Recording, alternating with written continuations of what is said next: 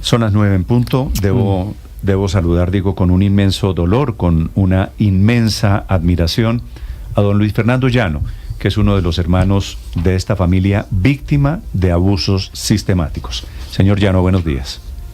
Buenos días, Néstor. Buenos días a todos los colegas de la mesa de trabajo. Mis respetos, primero que todo, para ustedes por estar teniendo el valor de salir en público a decir: este cura nos violó.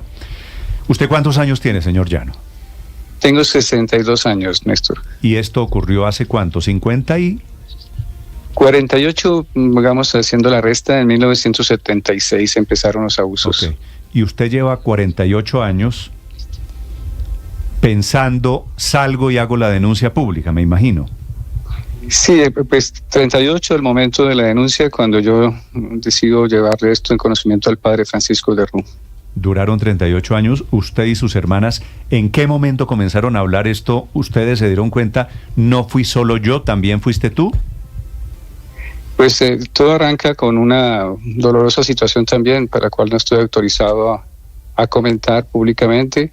Me encuentro con otros jesuitas y salimos muy indignados de esa reunión por un duelo. Y me encuentro de frente a este señor que venía de una manera, pienso yo, descarada a saludarnos. En ese instante se me revuelve a mí la memoria, combinada con esa frustración tan inmensa que sentía por lo anteriormente sucedido, y me voy prácticamente de frente contra él. Me ataja un sobrino. Yo quería decirle unas cuantas palabras y no sé si se me hubiera escapado una bofetada. Nunca he sido una persona violenta, pero probablemente se lo hubiera merecido. No, pues en claro, ese momento, se merecía, claro que se lo merecía. ¿Y usted se lo encontró accidentalmente? Accidentalmente, sí. No tenía previsto un encuentro, porque yo era un capítulo de mi vida que tenía sepultado, tapado con cerrojo, pero pues las cosas de la vida, las circunstancias me llevaron en ese momento a reaccionar de esa manera, y es la que nos tiene en este momento en esta situación. Cuando usted se lo encuentra, ¿estaba con sus hermanas? Estaba con un sobrino, estaba con 3 de mis hermanos, pero ellos no estaban cerca de mí, estaban un poco atrás. Así que él me ve, reconoce mi actitud un poco indignada, da vuelta y sube las escaleras y se retira a sus aposentos. ¿Y en qué momento ese encuentro se vuelve un pretexto para que sus familias, sus hermanas, todos se confiesen los unos con los otros? Pues quedaron todos muy sorprendidos, porque mi actitud realmente fue un shock también para ellos, porque esperaban que, al ser yo el favorito de él en la familia, por todo lo que ya hemos conocido de la beca y la relación que se estableció en el colegio, pues era muy raro que yo reaccionara de esa manera. Pasó casi un año hasta que después, con mi hermana Sofía, en una conversación, ella llega por carretera con el esposo, me pregunta qué fue lo que me pasó. Yo le cuento, pues, en breves términos, que había sufrido los abusos. Hay un silencio. En ese momento ella le dice a su esposo que se haga a un lado de la carretera. Pensé que se había cortado la comunicación, pero no, ella estaba atacada llorando y me dice que a ella también le había pasado. Ese fue el momento en que se encadena la chispa para que nosotros entre todos empecemos a hablar, porque nadie sabía que le había pasado al otro. Y su hermana Sofía le dice: a mí también, y después la tercera, y después la cuarta y el quinto. Sí, en ese momento solamente 2 hermanas, la hermana mayor y Ana Cristina.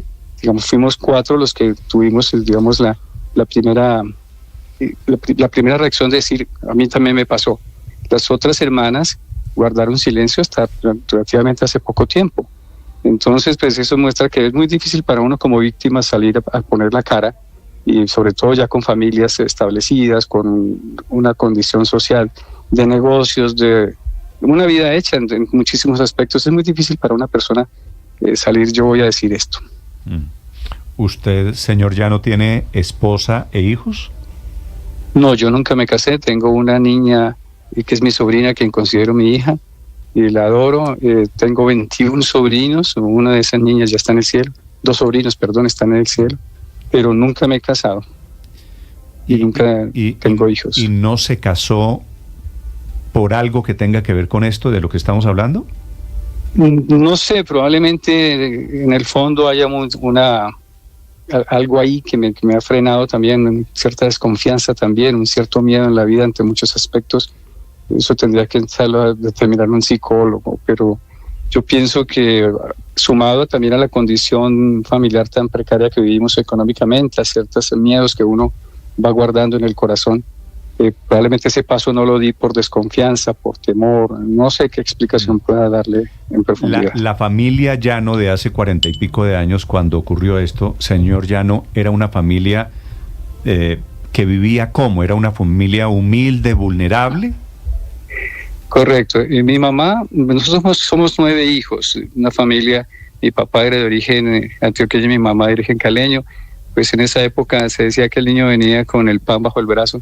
Probablemente no se tenía noción de lo que podía ser crear una familia tan grande, 9 hijos. Mi papá fue un hombre muy trabajador, pero tuvo un problema muy serio que fue su condición de alcoholismo. Entonces descuidó su parte de responsabilidad económica en frente a los deberes de la familia. Por lo que mi mamá tuvo que hacerse cargo, echarse al hombro una carga muy pesada de sacar adelante 9 niños.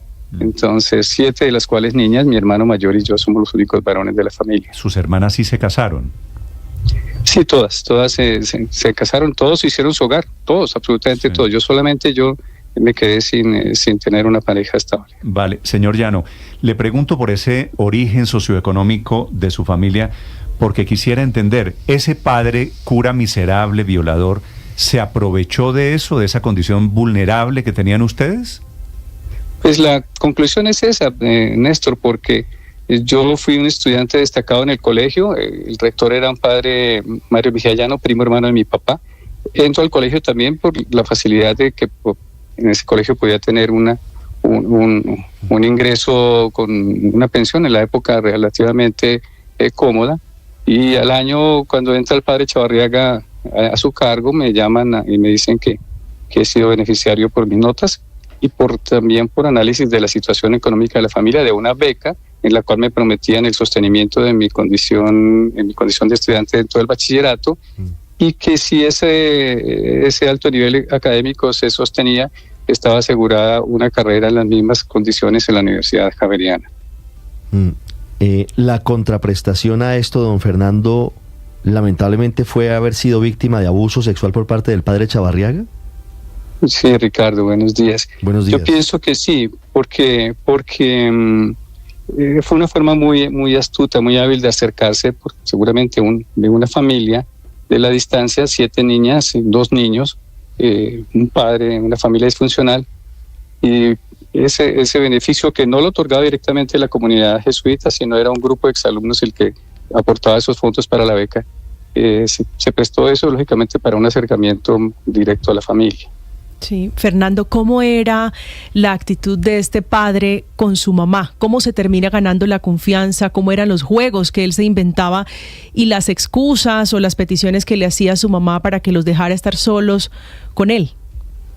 Buenos días, ¿cómo es tu nombre? No recuerdo. María Camila. ¿Tu nombre? María Camila, buenos días. Sí, pues él era una persona muy simpática. Quien conoció al padre Chavarriaga puede dar fe de su trato simpático, entrador. Era una persona que se ganaba fácilmente la confianza, era una persona muy culta, muy educado. Y él, lógicamente, llegaba a la casa en las tardes. Mi mamá tenía que trabajar extensas horas, a veces horas extras que se ganaba mucho más de pronto en el cheque por esos trabajos que hacía fuera de los horarios. Llegaba a veces 7, 8 de la noche, ella trabajó en el IDEMA y luego trabajó en el Ministerio de Agricultura como secretaria. Y me acuerdo que a veces el padre Chavarriaga llegaba en las tardes, en ausencia de mi papá, también de mi mamá, a hacernos la visita.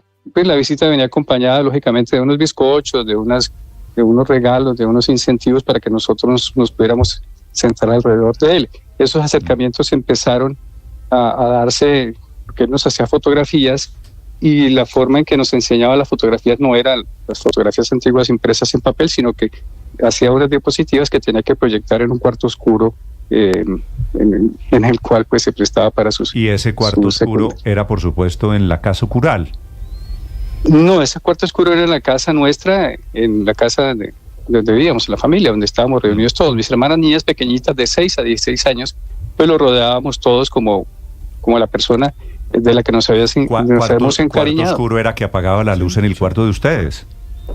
Sí, era la sala, el segundo piso, había como un estar en la casa y había un sofá, era muy discreta el mobiliario nuestro, y lógicamente llevaba un proyector, era un carretico que ponía las diapositivas, unos cuadritos, apagaba las luces y empezaba a proyectar las diapositivas. Las diapositivas, ¿en qué consistían? Eran fotos de sus trabajos que había hecho antes, de amigos, de conocidos que había tenido en Estados Unidos, donde él había trabajado en San Luis, en un colegio, o había estudiado allí. Me acuerdo que mostraba fotos de otros niños. ¿Mostraba fotos de otros niños? ¿Por qué? Pues porque en medio de esas fotos de esos niños incluía las que nos había hecho recientemente. Pero, es decir, señor Llano, pero esto lo que quiere decir es, era un pederasta profesional. Pues, los abusos pudieron haber ido mucho más allá de la familia Llano. Probablemente, digamos, llegó a la conclusión porque pasados los años, en ese momento uno no tiene ni la capacidad ni la malicia de estar mirando que detrás de esas proyecciones, de esas diapositivas, él tenía una niña sentada en una rodilla y la otra niña sentada en la otra pierna y otros niños rodeándolo, y que él estaba pues, probablemente con sus manos en otra actuación. Sí. Cuando él lo sentaba a ver esas fotografías y esas diapositivas en su casa, ¿ahí comenzaron los abusos? De eso me vengo a enterar años después, porque lo mío ocurrió en el colegio. Yo nunca supe que a mis hermanas las hubiera acariciado, les hubiera abusado. Eso es una cosa de la que yo vengo a tener conocimiento en el año del 2014. Ok, hablemos del 2014, señor Chavarriaga, que yo creo que es la parte... Señor Llano, perdóneme, del padre Chavarriaga, que es la parte de esta historia que a mí más me sorprende. Ustedes van a donde los jefes jesuitas, en ese momento el provincial, la cabeza de los jesuitas, era el padre de Rú, ¿cierto? Cierto. El padre Francisco de Rú, que ha sido, bueno, protagonista de muchas historias en Colombia por razones políticas, por razones de orden público. Van a donde el padre de Rú y ustedes, ¿qué le dicen al padre de Rú? Bueno, al padre de Rú yo le tengo una gran admiración por toda su gestión en cuanto a todo lo que ha significado para el país, por su colaboración en el proceso de paz, a la Comisión de la Verdad. Nada de esto tiene que ver lo nuestro con la gestión de él al frente de esa noble institución. Yo me presento con la carta, digamos, con mi hermana Ana Cristina y mi hermana Constanza. Vamos a donde él y llevo una carta que me ha enviado también mi hermana Sofía, que vive en México. Le presentamos las cartas, es un sábado en la mañana, y él queda lógicamente muy sorprendido de leer lo que le estamos presentando. ¿Y sorprendido por qué? ¿No había recibido nunca una denuncia? Eso es lo que inicialmente me dice. Él dice, me da un saludo, me dice: lo siento mucho en nombre de la Compañía de Jesús, esto es muy doloroso, es la primera vez que sabemos un caso de estos, y pues, prácticamente expresa un perdón, no sé si esa es la palabra precisa, pero pues sí se estaba muy consternado. Señor. Y la impresión inicial mía es que realmente sí era la primera vez que pasaba una cosa de esas. Ok, señor Llano, ¿ustedes por qué fueron a donde el padre de Rú y no fueron a la fiscalía si el padre Chavarriaga estaba vivo en ese momento? Nosotros hemos siempre sido una familia muy, muy creyente, y yo también pues me he considerado toda la vida un miembro de la comunidad jesuita al ser un exalumno, aunque no haya terminado mi bachillerato en el colegio.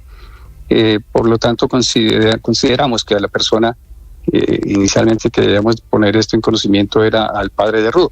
Y es más aún, porque en las mismas cartas nosotros le pedimos que lleve este caso a las autoridades.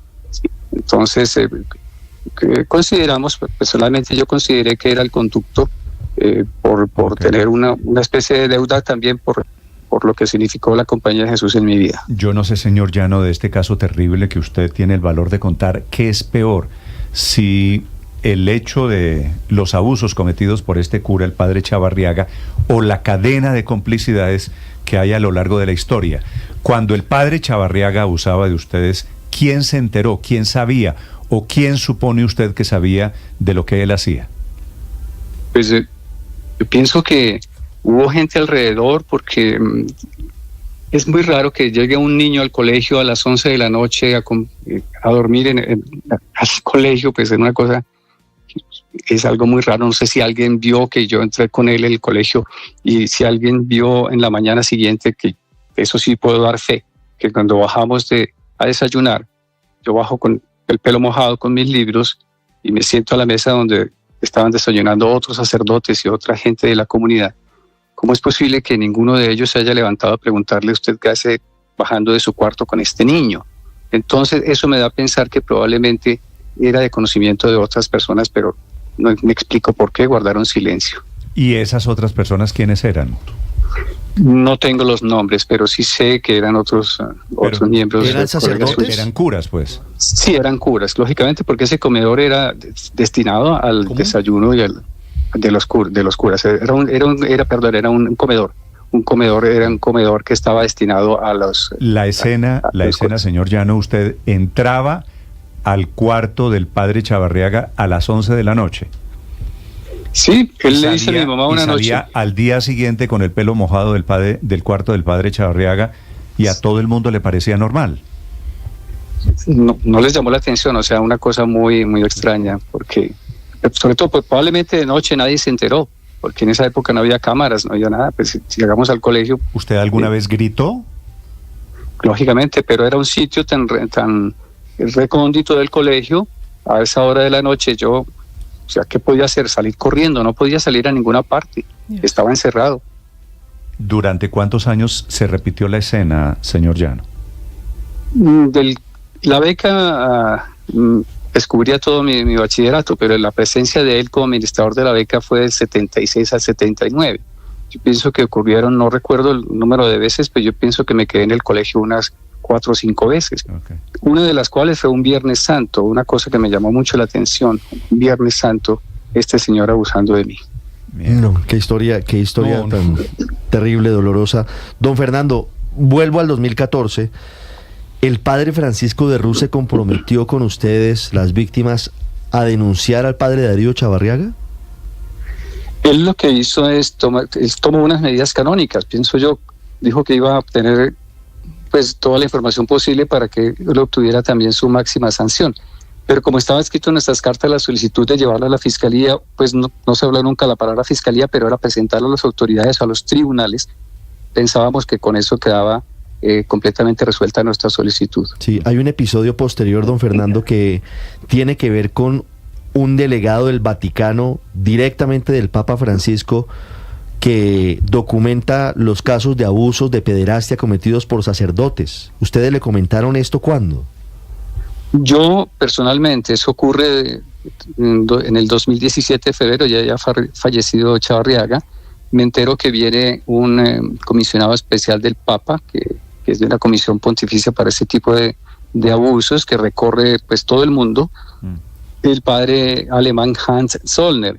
Se presenta también en la Javeriana. Una mañana yo asisto como un incógnito. Había mucha gente, entre sacerdotes, monjas o personal laico.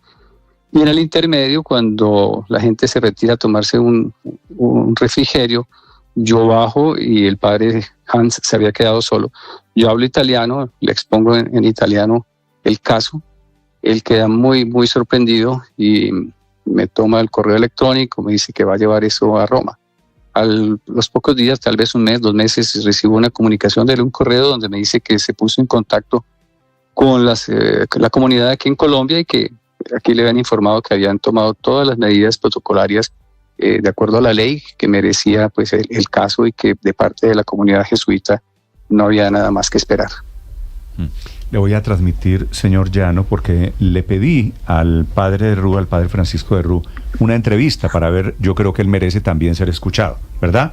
Sí, claro que sí. Y entonces él responde lo siguiente, y hago pública la respuesta del padre de Rú. Como sabes, la denuncia ante la Fiscalía ya está presentada.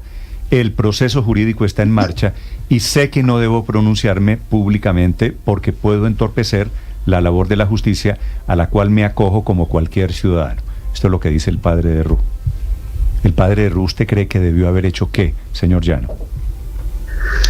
Yo pienso que él ha debido ir un poco más lejos porque los delitos que se estaban denunciando no eran simples faltas disciplinarias o una cuestión muy leve.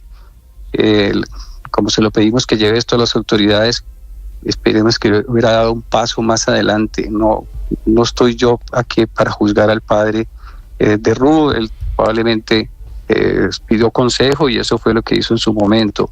Pienso que las cosas han podido solucionarse de otra manera en ese momento, y la gravedad de los delitos pues era apenas suficiente para que este señor fuera puesto en manos de la justicia ordinaria. De acuerdo, todavía hubiera podido actuar la justicia, especialmente padre Linero. Usted sabe que en esta mesa, señor Llano, aquí está el padre Linero, que está con una lágrima en el ojo, particularmente indignado porque perteneció a esta iglesia que tiene cosas buenas, por supuesto, pero que también tiene estos monstruos adentro, padre. Luis Fernando, nada, es que estoy sobrecogido porque siento vergüenza, porque es aprovecharse de la fe de las personas, es aprovecharse de la confianza de las personas. Y bueno, Luis Fernando, yo solo, en nombre de una iglesia a la que pertenezco, te pido perdón, y que ojalá las personas que han cometido estas fallas pues tengan el castigo correspondiente. Inclusive, padre, si usted me permite, en la cadena de complicidades que hay aquí, porque, sí, porque esto pasó ya cuando habíamos 2014. Yo pensé que la reacción, que los resortes de la iglesia deberían haber sido otros. Es que ese es el problema, que por lo menos teóricamente deben ser otros. Hay unos mecanismos, unos protocolos claros. Entonces, la verdad no entiendo, pero bueno. Sí, pero además las sanciones, según el informe de los jesuitas, fueron laxas. Sí, el padre Chavarriaga podía salir del país cuando quisiera y... digamos. Es que es inexplicable que haya terminado en una casa de reposo, ¿no? Con estos delitos nadie entiende por qué termina el señor en una casa de reposo, muriendo en el 2015 en plena impunidad. Me falta un dato, señor Llano, para armar este rompecabezas. La fecha cuando usted se encuentra con el padre Chavarriaga en ese velorio, en ese acto familiar, ¿fue cuándo? Ese es en finales de enero de 2013. 2013. No es un velorio, es una reunión posterior al velorio. Ok, es una reunión posterior al velorio. Vale. Sí. Señor Chavarriaga, Llano, discúlpeme, me queda solo una pregunta, señor Llano. ¿Cómo es posible que usted siga siendo católico? La pregunta es muy buena. Saluda también al padre Alberto. Gracias por esa lágrima. Yo también soy muy cercano a la comunidad budista porque vivimos muy cerca al Minuto de Dios y cantaba las misas al padre García Herreros, sábado y domingo. Entonces, perdóname, me repites la pregunta. Yo sigo siendo muy católico porque no ha cambiado la fe. Yo pienso que Dios puso las cosas en su sitio, puso una gente muy buena en la iglesia. La iglesia es una institución muy respetable. Tristemente hay personas que transitan por ese camino y desvían sus manos con malas intenciones, pero yo pienso que la mayoría de la gente buena de la iglesia, de los sacerdotes, de las monjas, de gente que presta un servicio inmenso a la humanidad.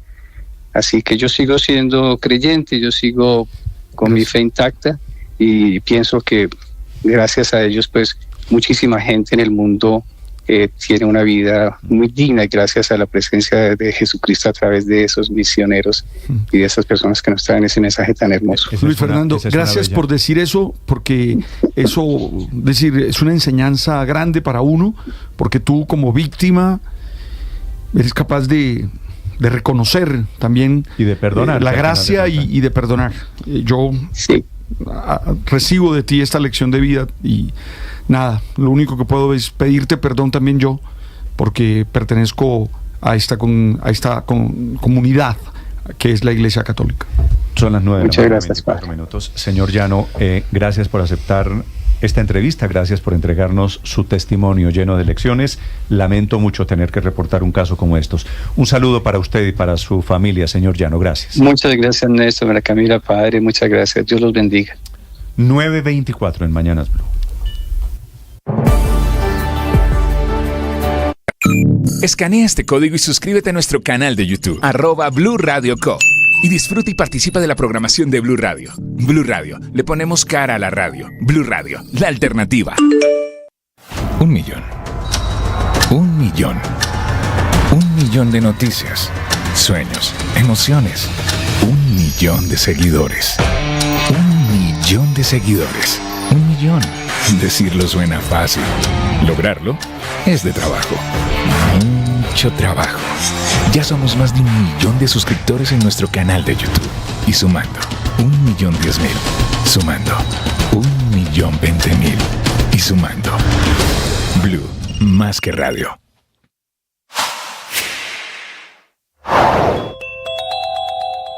Tras el fallo de un tribunal internacional de arbitramiento que favoreció a Telefónica en una disputa con el gobierno colombiano, el presidente Gustavo Petro pidió al ministro Luis Carlos Reyes renegociar los tratados de libre comercio con Europa y Estados Unidos.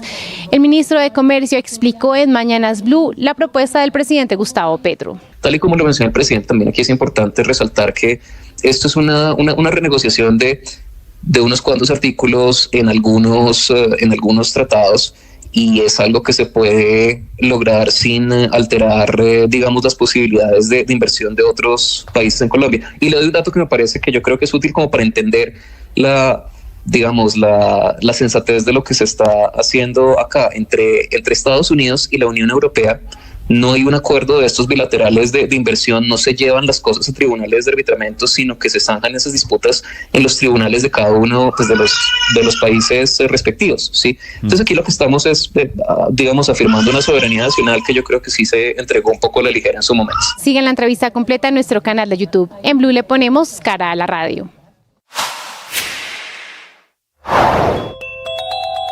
El presidente Petro lanza anoche una nueva pelea y una nueva teoría internacional, que por este tema de su apoyo, porque el presidente claramente es pro-palestino, el banco JP Morgan, que es uno de los más grandes, el más grande de Estados Unidos, uno de los grandes en el mundo, quiere bajarle la calificación a la economía colombiana y dice que JP Morgan le está cobrando a la economía colombiana el apoyo pro-Palestina del presidente Petro, lo cual el presidente echa la teoría de un acorralamiento financiero podría llevar a Colombia a un default, que es el peor escenario posible, que Colombia no pague sus compromisos internacionales y que la economía colombiana entre en la peor crisis de su historia. Lo está viendo el presidente Petro y anticipa que es culpa de JP Morgan. La verdad es que JP Morgan no es la única calificadora del riesgo que está hablando de la economía colombiana. Muchos analistas internacionales, muchos bancos están diciendo esta mañana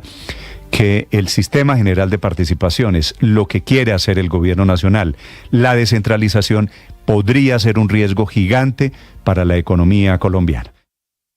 Para avanzar en el desarrollo de nuestro proyecto de vida, para ir alcanzando las metas que soñamos, es fundamental que nosotros podamos reconocer nuestros errores para poder trabajar en ellos. Cuando tú no reconoces tus errores, no puedes crecer, porque no puedes mejorar, no puedes salir adelante.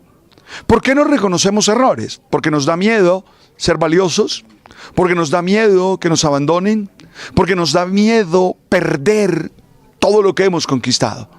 Y esos son miedos irracionales, porque la verdad es que cuando tú reconoces tus errores, tú sabes quién eres, sabes con qué cuentas y sobre todo sabes en qué tienes que trabajar para salir adelante.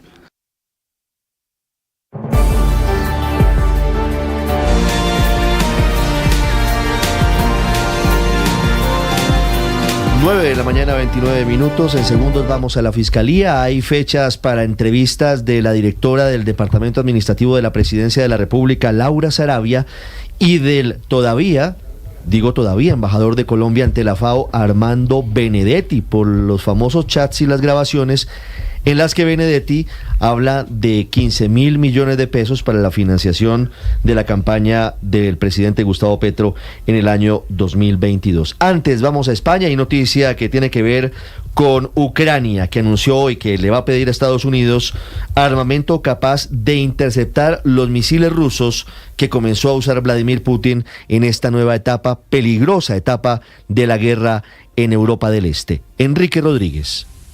Es una etapa de escalada, Ricardo, en la medida que se está usando un armamento inédito. Lo que está haciendo Ucrania hoy es pedirle a Estados Unidos sistemas de defensa antiaéreo, en concreto los Patriot modernizados o los sistemas de misiles Aegis. La Fuerza Aérea Ucraniana ha informado en las últimas horas de ese ataque ruso con un misil intercontinental contra territorio ucraniano. La propia Rusia ha confirmado ese lanzamiento y también lo ha hecho el Pentágono, quien anunció que Rusia, siguiendo los canales habituales de prevención de la guerra nuclear, había informado a Estados Unidos del lanzamiento de ese misil. Para Volodymyr Zelensky, ese disparo es el acto de un vecino enloquecido. El misil tuvo como objetivo una instalación militar ucraniana y por el momento no se han consignado muertes. Pero lo que sí queda claro es que Rusia está en condiciones de usar esos artefactos que, si bien llevaban ayer una carga no nuclear, podrían cargar en su interior diversas cargas nucleares, y eso evidentemente eleva los temores en todo el territorio ucraniano y también en el territorio de la OTAN, Ricardo.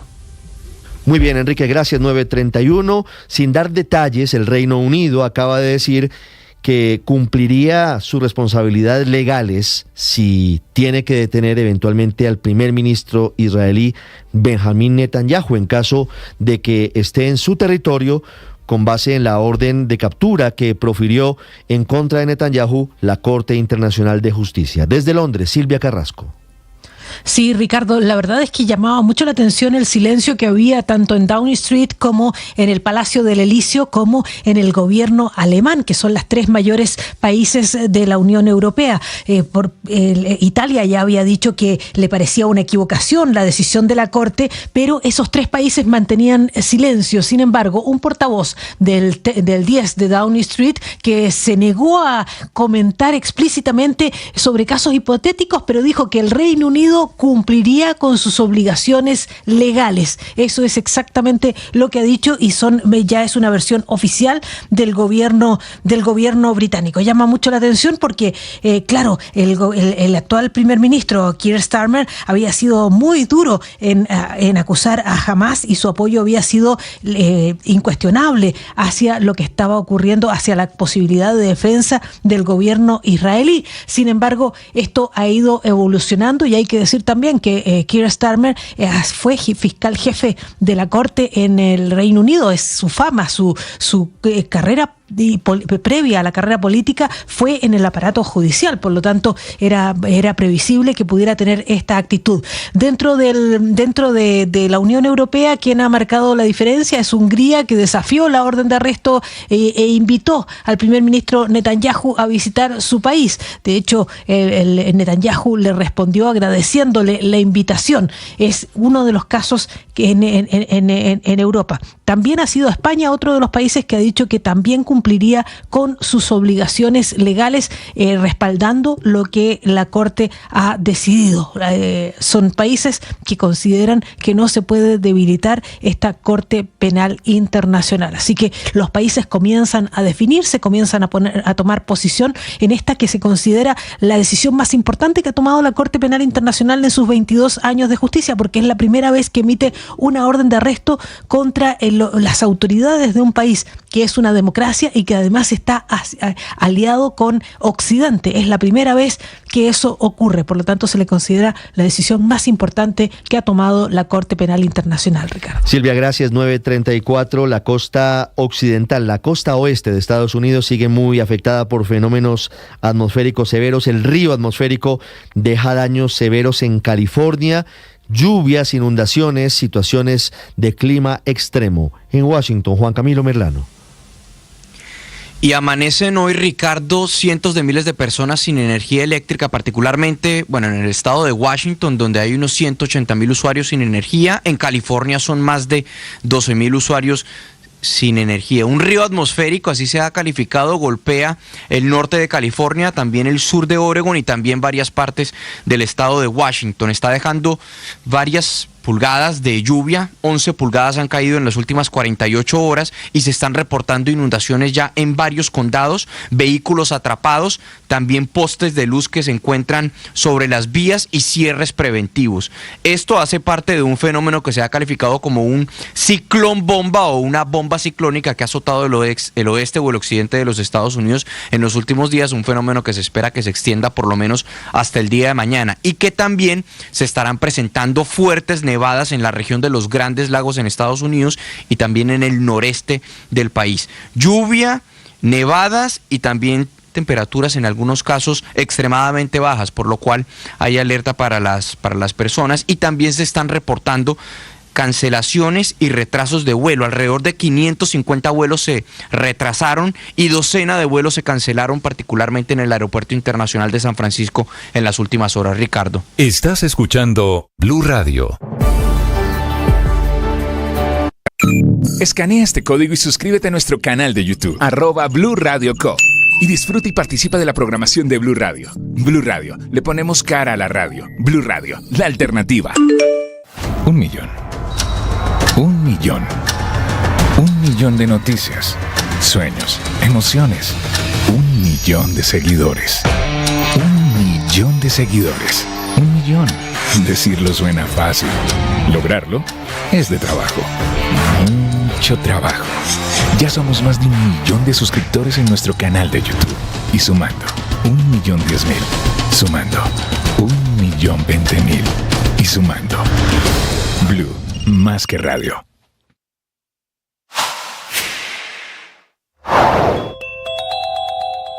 Hablemos de la emergencia que se está viviendo desde anoche en el barrio Malvinas de la localidad de San Cristóbal.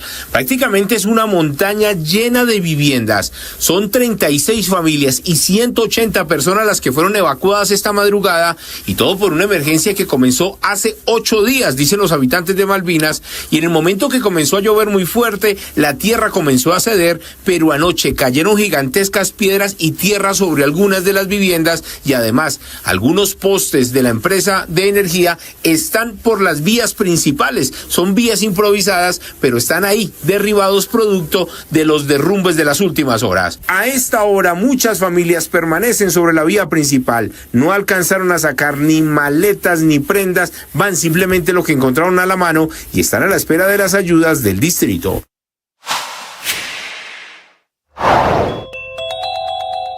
La violencia está desbordada en diferentes regiones del país, cuyos responsables son delincuentes comunes y grupos ilegales que pretenden disfrazar sus crímenes con un falso ropaje político, como el ELN, las disidencias de las FARC, el Clan del Golfo, los Pachenca y muchos otros. Con sus actuaciones violentas permanentes, el ELN ha demostrado con creces que no tiene voluntad de paz. No solo asesinó con explosivos a 5 militares en Anorí, sino que mantuvo confinados a centenares de miles de chocuanos con un absurdo paro armado en medio de las graves emergencias por las lluvias. Las disidencias de las FARC también continúan recrudeciendo la violencia contra la población civil. Iván Mordisco reclutó a 15 niños en el Plateado para su grupo. También sería el responsable de una fosa común con los cuerpos de 5 personas asesinadas que apareció en Buenos Aires, en el departamento del Cauca. Mientras tanto, las disidencias de alias Calarcá continúan expandiéndose y, a pesar de que en teoría están en una mesa de diálogo con el gobierno, con cese del fuego incluido, se convirtieron en una pesadilla para miles de colombianos en el sur del Tolima, en Huila, en Meta, en Caquetá y en otros departamentos. Personas que siguen siendo citadas a reuniones a plena luz del día para obligarlos a pagar extorsiones, llegando al nivel de cinismo y de descaro de pedirles recibos para certificar que sí pagaron la vacuna. 9 de la mañana, 38 minutos. A esta hora conocemos las más recientes cifras sobre recaudo tributario, que son los impuestos que pagamos las empresas y las personas ante la DIAN. Y estas cifras se mantienen por debajo de las del año pasado, cuando al contrario deberían estar creciendo, y creciendo bastante ante las enormes metas de gasto fijadas por el gobierno nacional. Y en parte por esos errores de cálculo es que en este momento Colombia se encuentra en una situación fiscal tan compleja. Entre enero y octubre, la DIAN ha recaudado 223,86 billones de pesos, y ese recaudo de impuestos baja 6,8% frente al mismo periodo de 2023, cuando se recaudaron un poquito más de 240 billones de pesos. En el Ministerio de Hacienda han estado esperando estas cifras y también las de ejecución presupuestal para concretar en un decreto el recorte en el presupuesto de la Nación de este año por cerca de 33 billones de pesos, con miras a no cumplir, o mejor, a no incumplir y sí cumplir con la regla fiscal de Colombia. Veamos rápidamente qué pasa en los mercados. A esta hora el dólar está subiendo más de 20 pesos, supera la barrera de los 4.400 pesos. Está cerrando la semana en una cotización promedio de 4.411 pesos, aunque la cifra definitiva la conoceremos después de la 1 de la tarde, cuando cierren los mercados. En el mundo también se está subiendo el dólar frente a las principales monedas. La relación euro-peso colombiano está cayendo, ya se ubica por debajo de los 4.600 pesos. A esta hora 4.573 pesos para el euro en pesos colombianos. El petróleo Brent baja 0,15% y se ubica en $74.12 por barril. Así amanecen los mercados, así amanece la economía. Estás escuchando Blue Radio.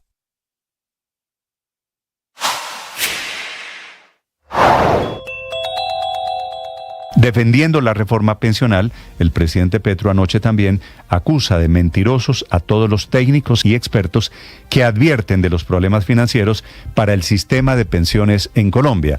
Fue un acto entregándole pensiones a unas personas jubiladas de la vieja Telecom. Y el presidente Petro pone un mal ejemplo, el de Europa. Dice que allí son más viejos que los colombianos y que a ellos, los europeos, no se les ha roto el sistema pensional. Digo que es muy mal ejemplo para este tema de pensiones porque en Europa hay una crisis inmensa por el tema pensional que, entre otras cosas, llevó a Francia a aumentar la edad de pensión. Y se están salvando los europeos por la joven migración, que es la mano de obra que está llegando, porque efectivamente las poblaciones en Europa, en Francia, en el Reino Unido, en Alemania, en España, se han envejecido y claro que hay una crisis pensional internacional por cuenta de ese envejecimiento. La gente vive más y la gente, menos europeos, menos colombianos, están entrando al caudal de trabajo.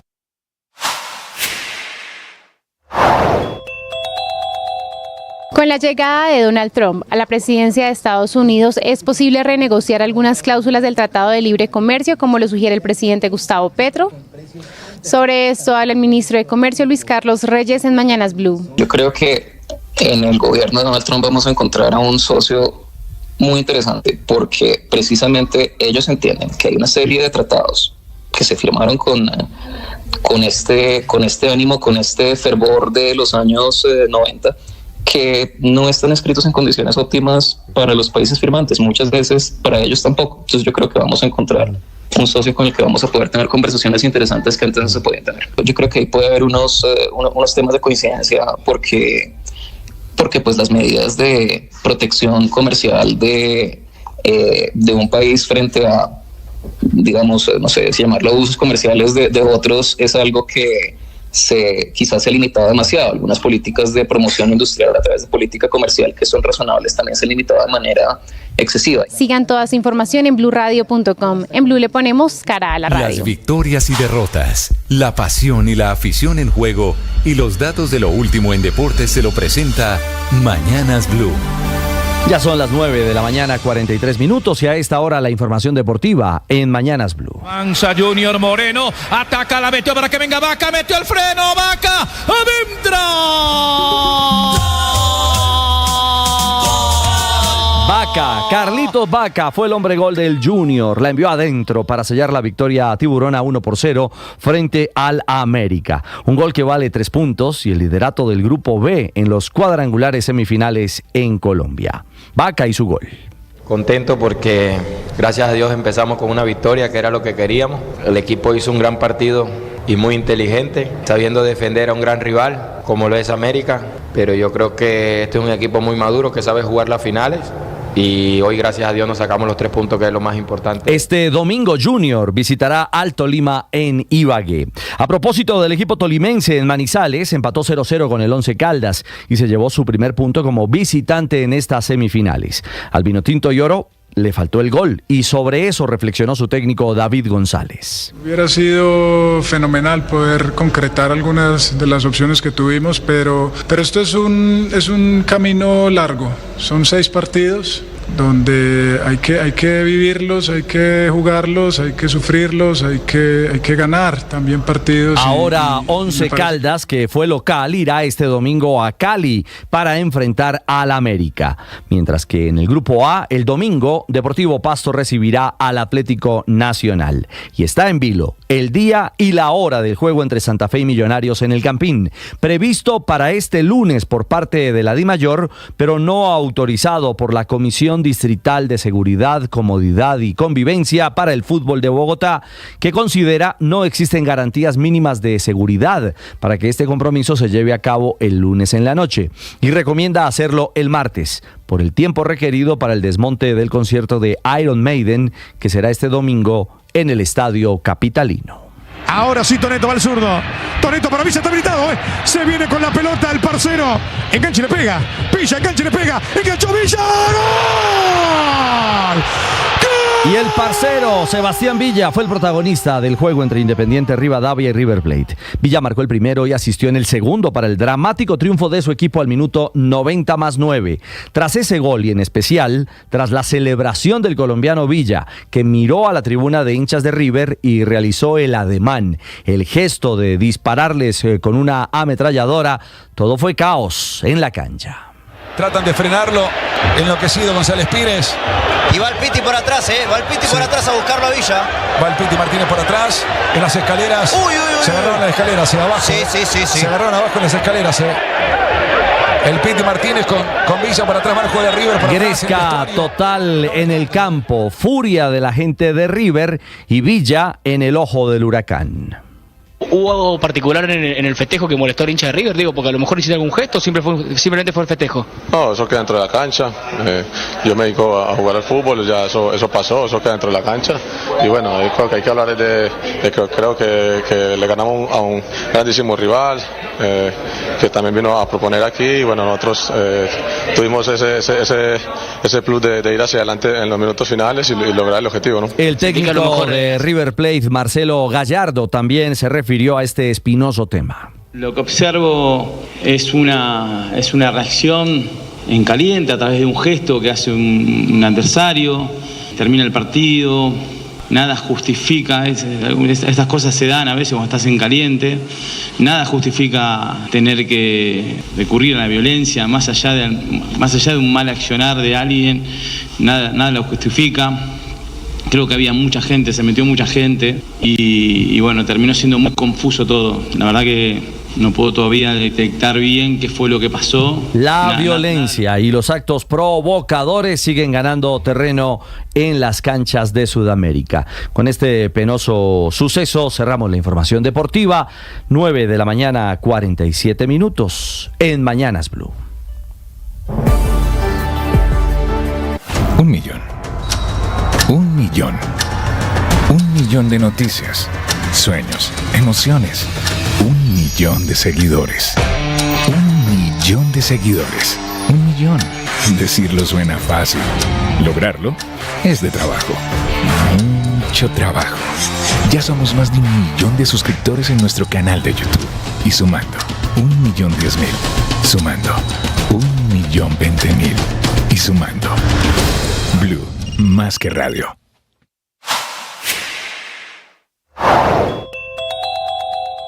El kilómetro 93 de la vía Girardot-Bogotá.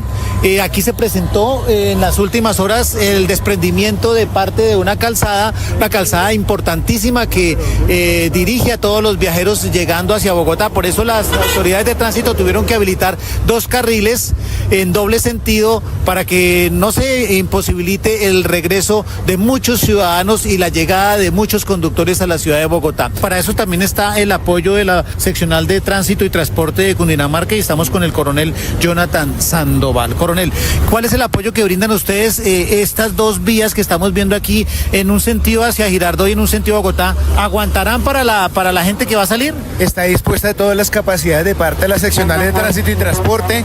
Nosotros hacemos un acompañamiento, un monitoreo de la vía y una atención oportuna de los requerimientos que se presenten en la vía.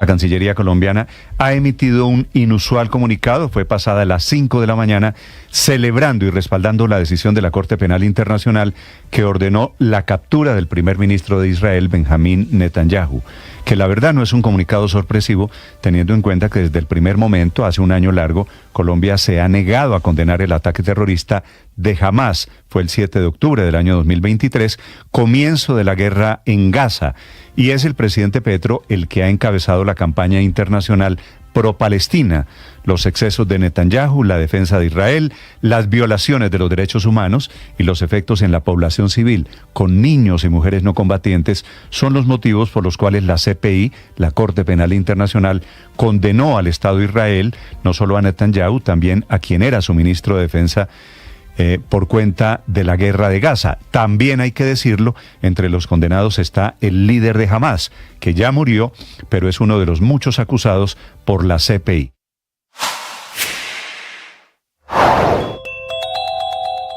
Mientras el presidente Gustavo Petro está en estas peleas ideológicas, en el mundo real, su gobierno entró en la fase de lanzarse la pelota de un lado a otro, sin que nadie en el gobierno quiera asumir la responsabilidad de la crisis financiera que tiene el ICETEX, que está a punto de dejar sin universidad a 600.000 jóvenes. El ministro de Hacienda, Ricardo Bonilla, dice que la decisión es política y que es de su colega, el ministro de Educación, Daniel Rojas, porque su ministerio, es decir, Hacienda, sí le gira educación, pero explica Bonilla que es educación el que define a qué darle prioridad y a qué programas hacerle los desembolsos. En educación se mantienen en la idea en que el ICETEX es un banco que no depende de esa cartera. Si acaba de llegar a Blue Radio, esto es lo que está pasando y lo que se ha perdido. La noticia del momento en Blue Radio. 9:51, mucha atención. Estados Unidos acaba de prohibirle el ingreso a ese país al general Mario Montoya Uribe, excomandante del Ejército de Colombia, quien está sometido ante la JEP por la muerte de civiles presentados como guerrilleros abatidos en combate en el terrible episodio de los falsos positivos. Decisión drástica del Departamento de Estado. Detalles, Juan Camilo Merlano.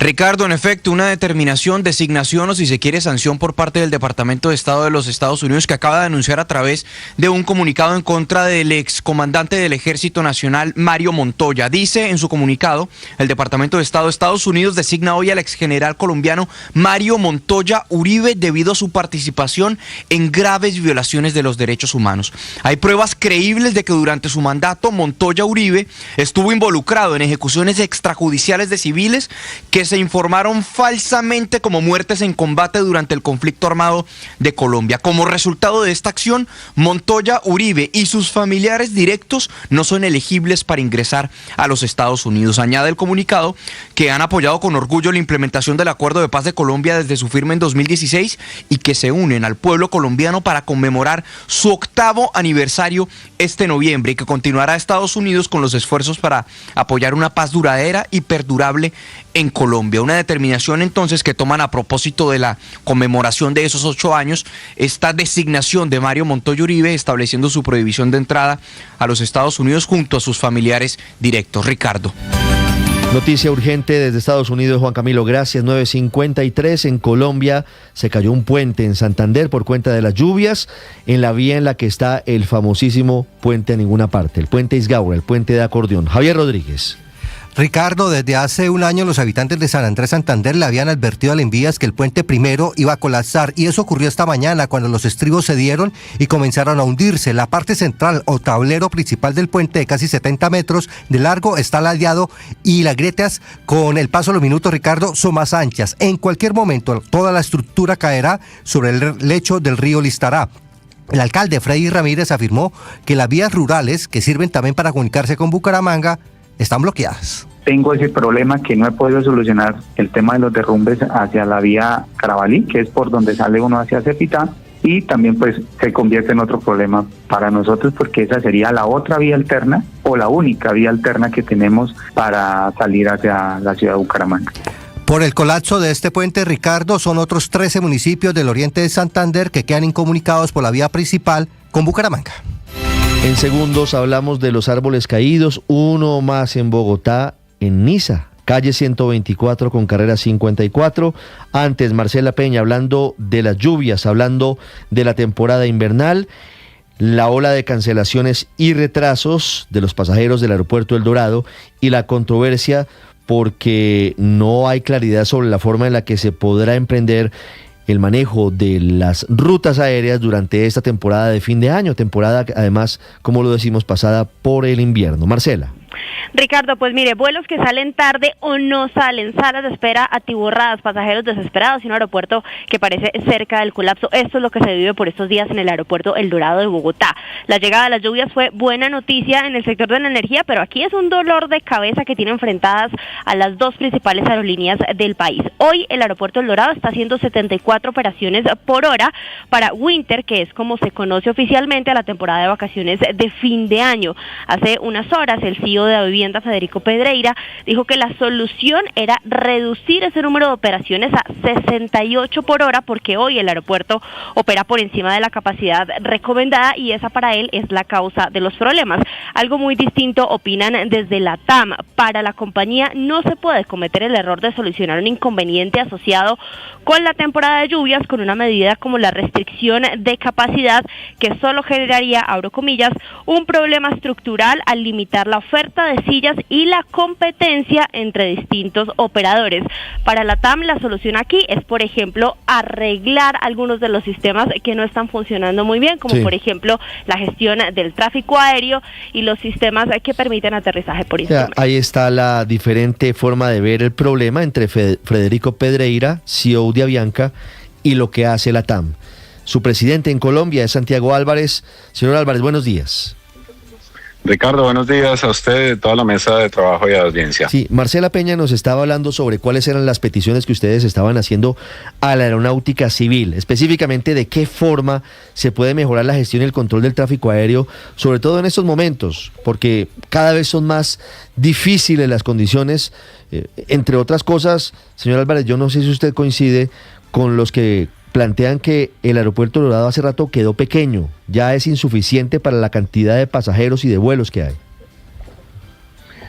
Mira, lo primero que todo es el aeropuerto desde el punto de vista de su infraestructura tiene una capacidad determinada. Esa capacidad la define la autoridad, en este caso la aeronáutica civil, y lo hace con base a herramientas técnicas para llegar a esa cantidad de operaciones que tiene.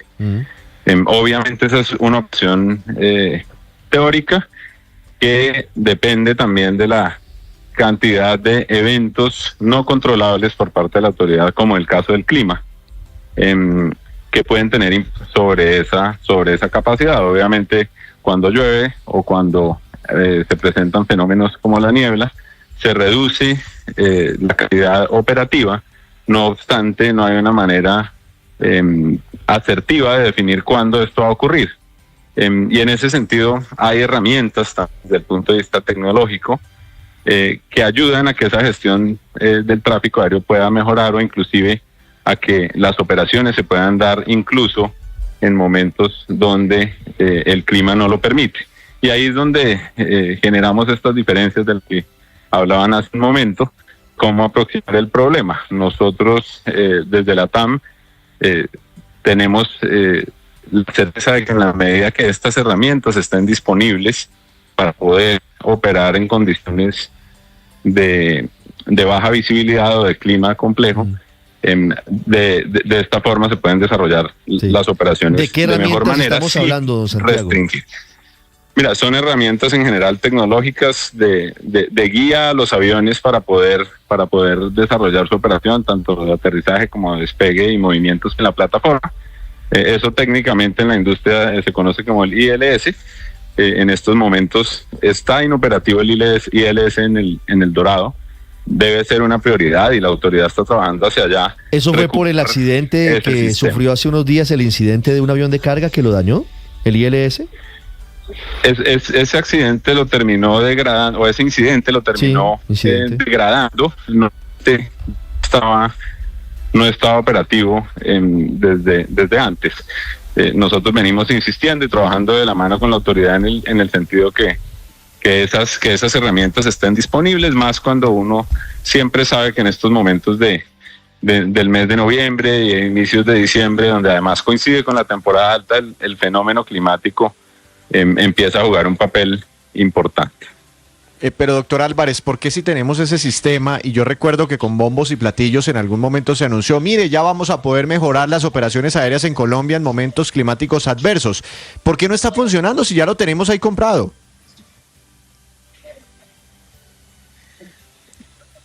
Doctor Álvarez. Eso no es una eso no es una respuesta que nosotros podamos dar. Esa administración y ese mantenimiento de las herramientas tecnológicas está en gestión del Aerocivil.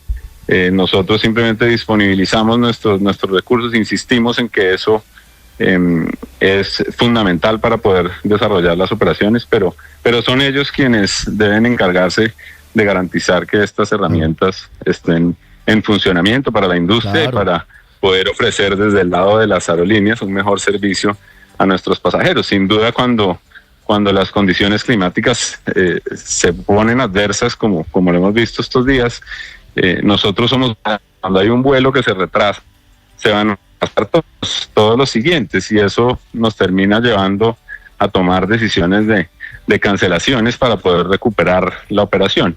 En la medida que estas herramientas estén activas, muy seguramente ese flujo va a mejorar, esa recuperación va a ser más oportuna, y en la medida que esa recuperación se dé, vamos a mejorar la calidad del servicio.